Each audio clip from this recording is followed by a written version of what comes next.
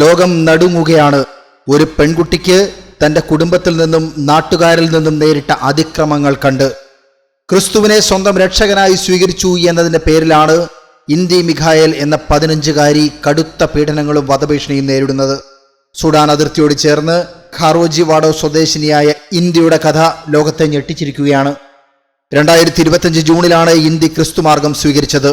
എന്നാൽ ഇതോടെ കുടുംബാംഗങ്ങൾ അവൾക്കെതിരെ തിരിഞ്ഞു. തങ്ങൾക്കും സമൂഹത്തിനും അവൾ അപമാനമുണ്ടാക്കി എന്ന് ആരോപിച്ച കുടുംബം ഇസ്ലാം മതത്തിലേക്ക് മടങ്ങി വന്നില്ല എങ്കിൽ അവളെ കൊലപ്പെടുത്തും എന്ന് ഭീഷണിപ്പെടുത്തി.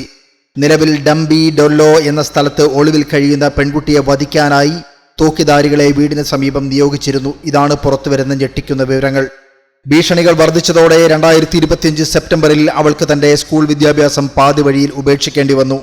ഞാൻ എല്ലാ ദിവസവും ഭയത്തോടെയാണ് ജീവിക്കുന്നത്. ആരെങ്കിലും എന്നെ ആക്രമിക്കുമോ എന്ന ചിന്ത കാരണം എനിക്ക് സമാധാനത്തോടെ ഉറങ്ങാൻ പോലും കഴിയുന്നില്ല. പഠനം തുടർന്ന് നല്ലൊരു ഭാവി കെട്ടിപ്പടുക്കണം എന്നതായിരുന്നു എൻ്റെ ആഗ്രഹം.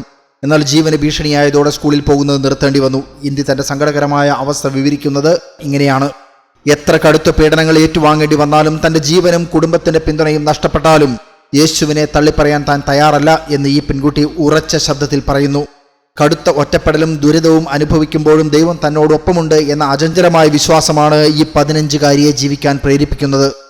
ഈ കൊച്ചു സഹോദരിക്ക് വേണ്ടി ലോകമെമ്പാടുമുള്ള വിശ്വാസികളുടെ പ്രാർത്ഥനകൾ അനിവാര്യമാണ്.